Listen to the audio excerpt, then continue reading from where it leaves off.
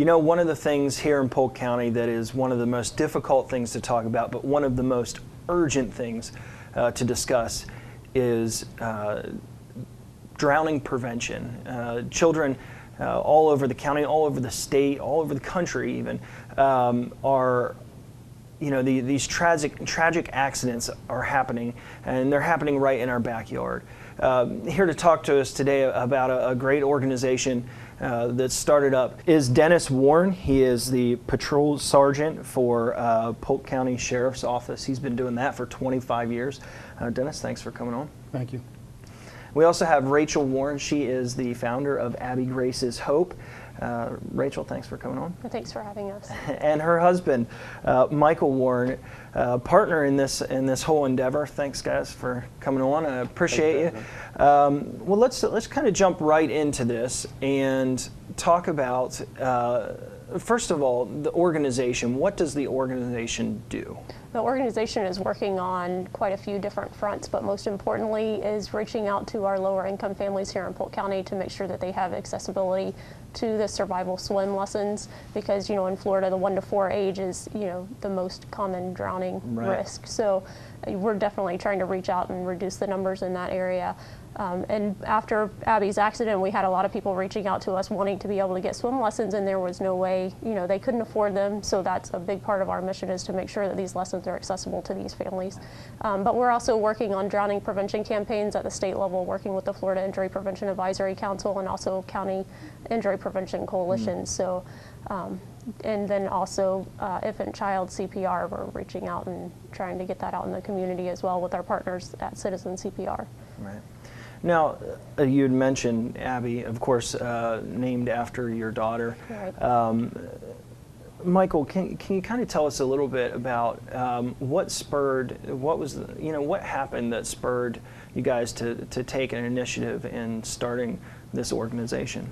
Last year on Memorial Day, we were at a backyard barbecue, and it was actually at a relative's house. And they had a pool and a jacuzzi, and the jacuzzi was actually blocked off by a privacy wall. Mm-hmm. We were ready to go. We were getting everything gathered up, picking up all the stuff. It was getting late. Kids had school the next day.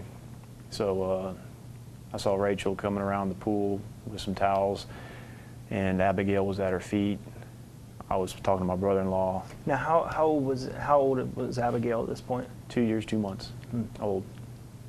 And kids were still swimming, so the pool and everything was still open. And anyhow, I saw Rachel with Abigail. Abigail was like making her trip because they were so close together. Right. And probably had just started walking recently, right? I mean, well, she's been walking for a little while. Yeah, quite a bit. Yeah. She started walking at around 11 months. Oh, so yeah. she's been a quick learner. Yeah. Yeah. Well, anyhow, I was talking to my brother-in-law, and when I got up, because I was going to help her with everything that was, you know, trying to get out of there. So I got up, finished my conversation, saw Rachel go inside with, out of the corner of my eye, thought she had Abigail.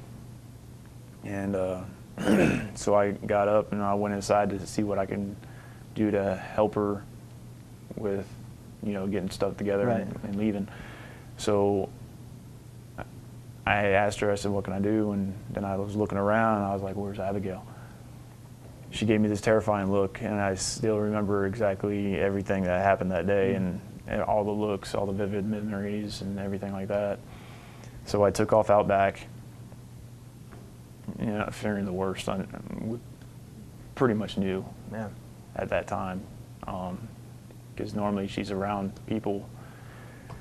So as I rounded the privacy wall, there she was floating in the jacuzzi that was blocked off by the wall, face down, motionless.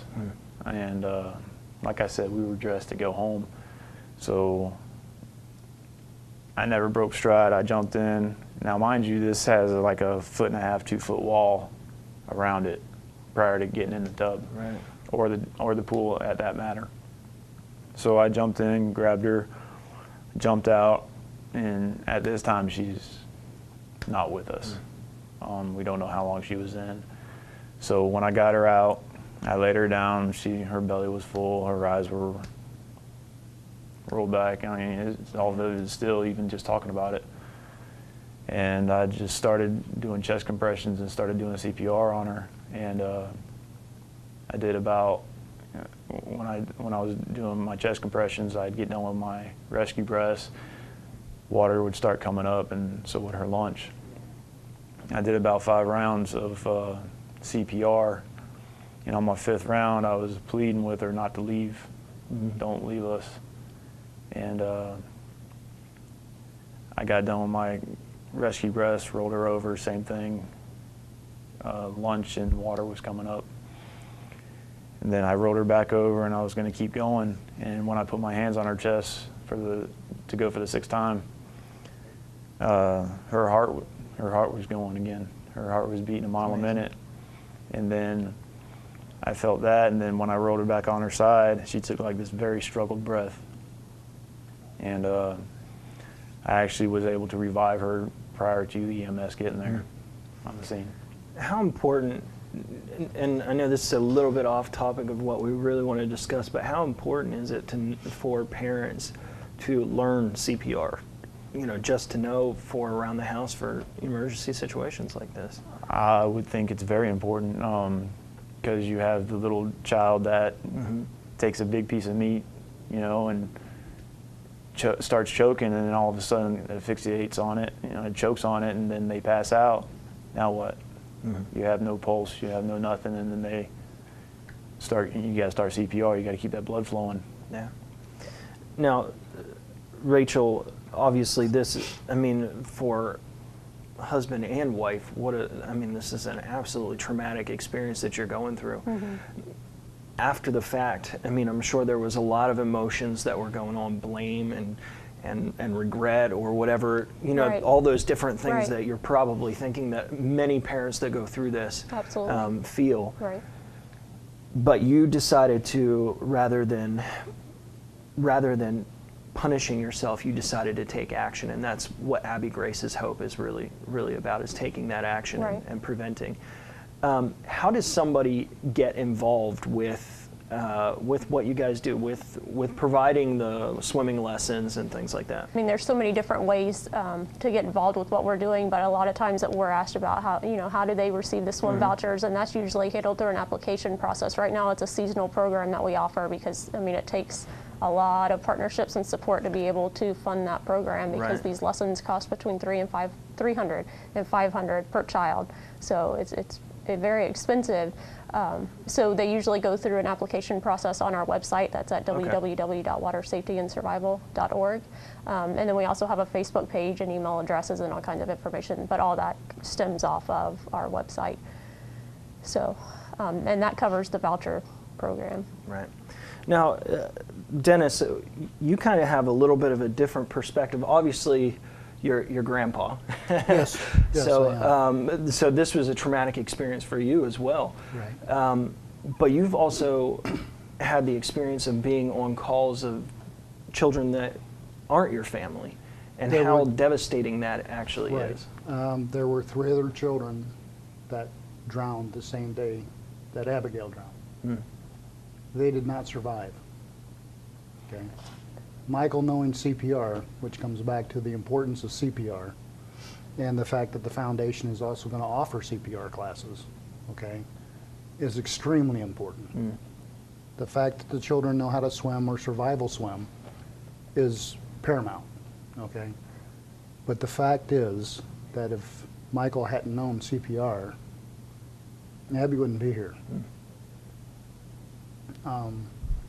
Firefighters and law enforcement officers that respond to the scene, it takes a toll on them as well. Yeah. Certainly not as much as the families, but over the years it does take a toll on them. Okay. So we're trying to offer the entire gambit to the families, Right. because of the importance of it. Now, obviously, once EMS is called, once 911 is dialed, obviously they're not down the street. They can't get there within minutes, which can Correct. actually. How long can it take for a child like Abigail, who has fallen in the water, and you may not know how long she's been in the water. But let's say you pull them out just after the drowning experience. How much time do you have to get them back to life through CPR? Well, it's very interesting that you would ask that. Rachel and I were just discussing something the other day. You have a period probably of 3 to 5 minutes before brain damage sets in. The problem was that she fell into a hot tub, okay? Warmer water is more of a danger. Colder water sets off what is called the mammalian diving reflex theory. The colder the water, the slower your body absorbs the oxygen, the longer your survival rate. There was a child in Colorado that fell into water below 40 degrees that survived for an hour with no brain damage. Wow. Now, naturally, they had to perform some type of medical conditions to keep him hypothermic for a couple of days to slowly warm his body to keep the toxins in his system from poisoning him, but there was an hour survival rate. Right. So Now, the colder the better. but here in Florida, I mean, we usually don't have pools that cold, so the survival rate is not near as long. That's correct. And you've got a certain response time depending on where you live and the You should closest still make the ambulance. attempt. Yeah, so Yes. I mean, we've heard the success stories from EMS, from the medical services, but the truth of the matter is, with these child drownings, more often than not, they end in tragedy. There are still failures, yes. And if it weren't for Michael with this CPR, I mean, like you said, Abby probably would not be with him. The benefit here was that she was in clear water. She was in a pool, okay? You have ponds, you have lakes, you have docks, you have boats that children can fall off of. Oh, yeah. Then they're in cloudy water, they're in murky water where you can't find them. It's bad. Rachel, one more time, could you please let us know the website to get the applications and Sure. contact information? The website and all the contact information can be found at www.watersafetyandsurvival.org. And we have all types of contact information and newsletters and updates because we're very, very busy around the community year-round. So it's not just during the summer. So this is a year-round event. Excellent. for us. And for those who can afford the lessons on their own, that's a Yes, good resource and- as well. Right. We are working on a special directory here for Polk County because this is something that we're approached with a lot, is that folks don't know where to go to get swim lessons in their area. So we're working on a swim directory, and that'll be posted out on the website as well and dispersed through different avenues throughout the county, and that'll be happening in the next month or so. That's excellent. Yeah. So resources, information, and of course the application for Right. the vouchers. Right, and Excellent. we have big goals, so we're constantly expanding what we're doing in this organization. So hopefully the support continues because we have lots of goals. Well, it was terrific to have you guys on and bring this awareness to us again. And please come back again. We'd love to have you on. Maybe next time, next summer, coming up with swimming season and things Sure. like that, we'll have you back. Absolutely. That'd be awesome. That's Abby Grace's Hope. It is an organization that is just doing a wonderful work in getting vouchers out to families to train their kids to swim, to train the parents in CPR, provide valuable resources as to where these events can take place. If there's anything that you can do to help them, whether it be through donations or whether it be through volunteering, please get in touch with them, visit their website, find out as much information about these guys as you can, because the fact of the matter is that child drownings are real. They're prevalent. Unfortunately, it is something that happens very often.